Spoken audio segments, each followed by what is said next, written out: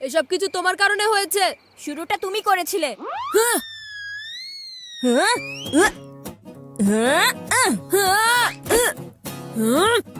এসব কিছু তোমার কারণে হয়েছে ভাইয়া। আমার কারণে না, তোমার কারণেই হয়েছে। সবকিছু শুরুটা তুমিই করেছিলে।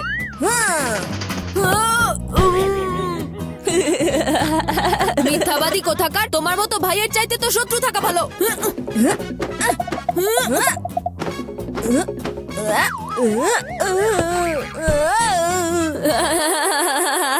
তুমি শত্রুর চাইতে কোনো অংশে কম না।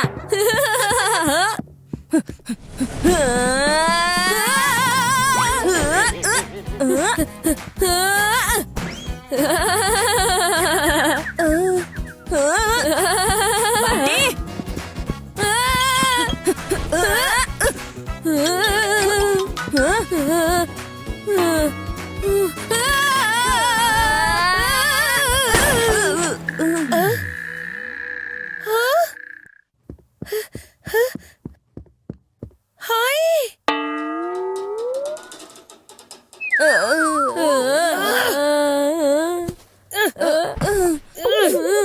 তোমরা দুজন মিলে এটা কি করেছো?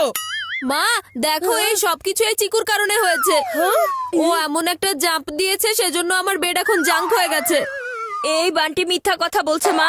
আমি তো শুধু ওর বেডের উপর জাম্প করেছি, কিন্তু এটা ওর ওজনের কারণে ভেঙেছে। ও তো সারাক্ষণ পেটের ভেতর শুধু ঠেসে ঠুসে ভরতে থাকে। চুপ করো, একদম চুপ। সারা দিন দুজনে শুধু ব্লেম গেম খেলতে থাকে। কিন্তু মা, আমি এখন কোথায় গিয়ে ঘুমাবো? আচ্ছা, আমি কি গেস্ট রুমে গিয়ে ঘুমাতে পারি? না, তাহলে কি আমি তোমার সাথে গিয়ে ঘুমাতে পারবো? একদম না। তাহলে মা, আজকে আমি কোথায় গিয়ে ঘুমাবো? এই বেড তোমরা দুজনে মিলে ভেঙেছো, তাই এই রাতের বেলা তোমাদের দুজনের ঘুম এখন ভাঙা উচিত। সেই জন্য তোমরা দুজন আজকে একটা বেডেই ঘুমাবে, বুঝেছো আমার কথা?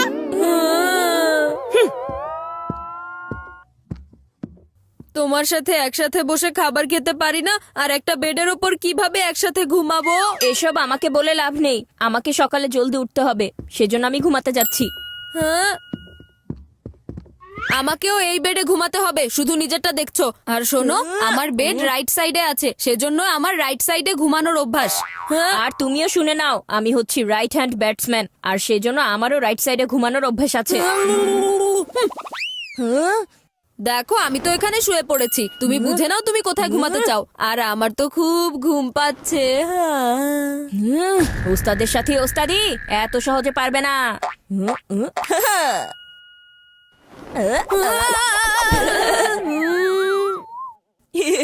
আরে তুমি এসব কি করছো চিকু? কিছুই করছি না, চাদরটা একটু ময়লা হয়ে গিয়েছিল, তাই ভাবলাম এটা থেকে ধুলাবালি ঝেড়ে ফেলি।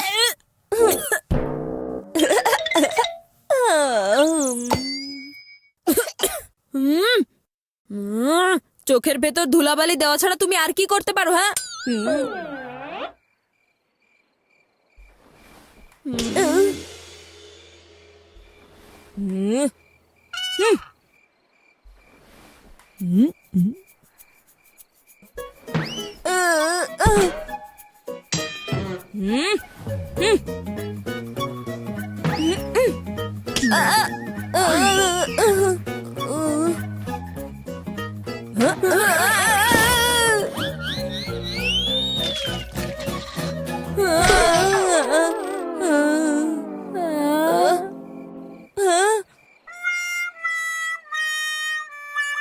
হ্যাঁ, মাথা মোটা বান্টি কোথাকার, তোমার কারণে আমার অ্যালার্ম ঘড়ি ভেঙে গিয়েছে।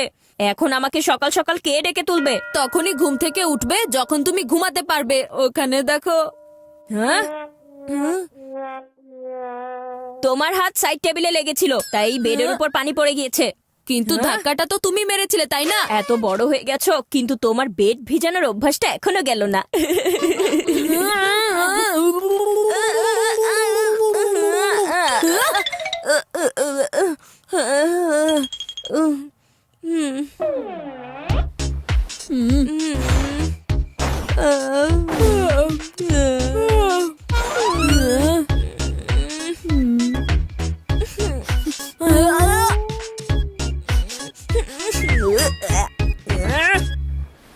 আরে বান্টি, তোমার পা থেকে দুর্গন্ধ আসছে। তুমি এমন ভাবে কথাটা বললে যেন তোমার পা থেকে পারফিউমের সুগন্ধ আসছে। হ্যাঁ, এই বান্টি, বাজাবে না কিন্তু আমার মগজের ঘন্টি। আরে চিকু চানাচুর কোথাকার, তোমার পা নিচে রাখো। চিকু, বান্টি, তোমরা এখনো ঘুমাওনি? হ্যাঁ, মা, ঘুমাচ্ছি। মা ডাক দিয়েছে তাই তোমাকে ছেড়ে দিয়েছি। আরে আমি কি সারা জীবন তোমার সাথে ঘুমাতে চাই নাকি? শুধু আজকে রাতের জন্য কম্প্রোমাইজ করছি।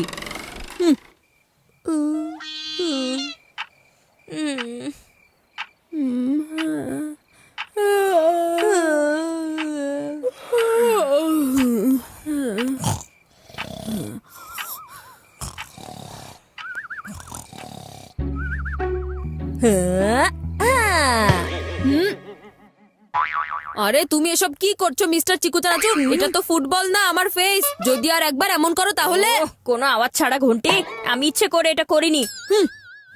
আর শোনো, আমি হচ্ছে ক্রিকেটার, ফুটবলার না, বুঝেছো? আমাকে বোঝাতে এসেছে।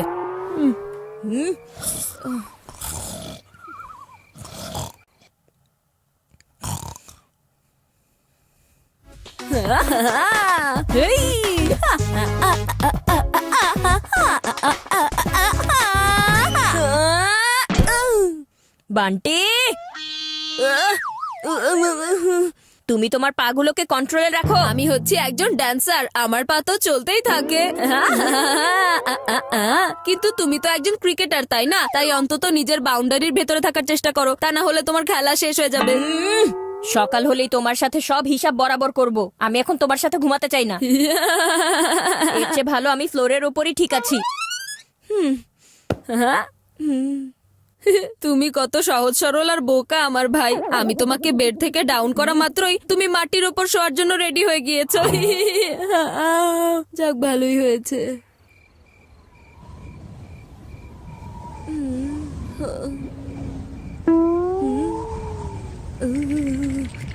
আরে এই ফ্লোর তো কোনো ডান্স ফ্লোরের মতো হট না, বরং অনেক অনেক বেশি কোল্ড হয়ে আছে।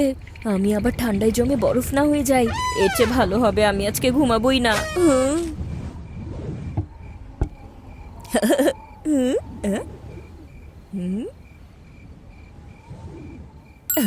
আরে বান্টি, এবার দেখবে কিভাবে বাজাবো তোমার ঘন্টি।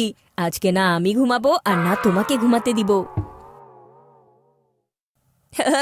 শহর থেকে অনেক দূরে একটা গ্রাম আছে, সেখানে একটা ভুতুড়ে দরজা ছিল। আর সেই বন্ধ দরজার ওপারে কি ছিল এটা কেউ জানতো না। যে ওই দরজা দিয়ে ভেতরে যেত সে আর কখনোই ফিরে আসতে পারতো না। সেদিন চাঁদনি রাত ছিল, চাঁদনি রাত। আরে এসব তুমি কি করছো? তখন ঘুমাতে দিচ্ছিলে না আর এখন নিজেই ভয় দেখাচ্ছ। আচ্ছা চিকু, তুমি তো ভালো করেই জানো আমি ভূতকে কতটা ভয় পাই। হ্যাঁ, তোমার যদি ভয় করে সেটা তোমার প্রবলেম, কিন্তু আমার তো এখন একদমই ঘুম পাচ্ছে না। আর তাই টাইম পাস করার জন্য আমি তো সারা রাত ধরে এই হরর কাহিনী পড়বো।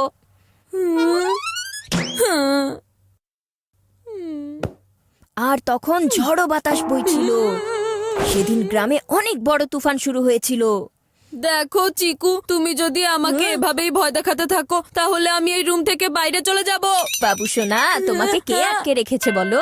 আমি এই রুমে আর থাকতেই চাই না, আমি বাইরে গিয়ে সোফায় ঘুমাতে যাচ্ছি তাহলে। হ্যাঁ, যাও যাও বাবু সোনা, যাও, সোফা তোমার জন্য অপেক্ষা করছে। যে আমাকে বেড থেকে নিচে নামিয়েছিল আমি তাকে বেডরুম থেকেই বের করে দিয়েছি, আর এখন এই পুরো বেড আমার হয়ে গেছে।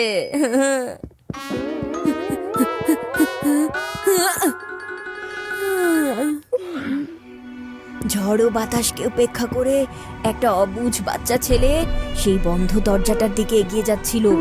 রাতঘাট অনেক শুনশান ছিল, তার আশেপাশে মানুষ কেন, কোনো পশু পাখিও ছিল না।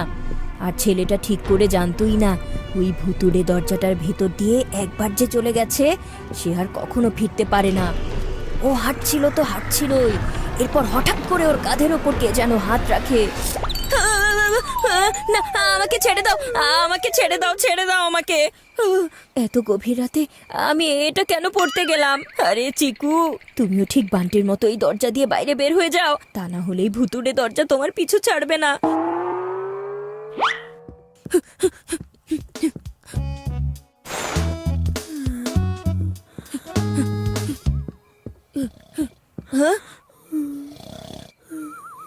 কিছুটা অ্যাডজাস্ট করে এখানেই ঘুমিয়ে পড়ি।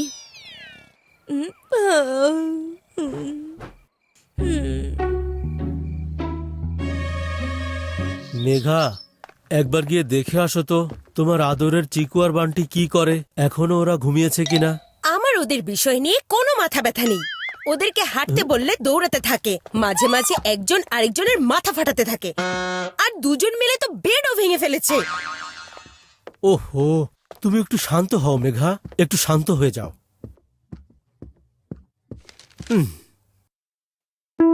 হ্যাঁ, আরে এটা কি হলো? চিকু আর বান্টি একসাথে? আরে মেঘা, দেখে যাও। চিকু আর বান্টি একসাথে একটা সোফার উপর? আজকে তো আমাদের খুশির বৃষ্টি শুরু হবে রাজীব। আরে আসল বৃষ্টির কথা জানি না, কিন্তু আমার মনের ভেতর আনন্দের বন্যা বয়ে যাচ্ছে মেঘা। শুরুতে বেডের 2 টুকরা দেখেছি, আর এখন আমার কলিজার 2 টুকরাকে দেখতে পাচ্ছি, আর সেটাও একসাথেই। ওহো, আমার আদরের চিকু বান্টি।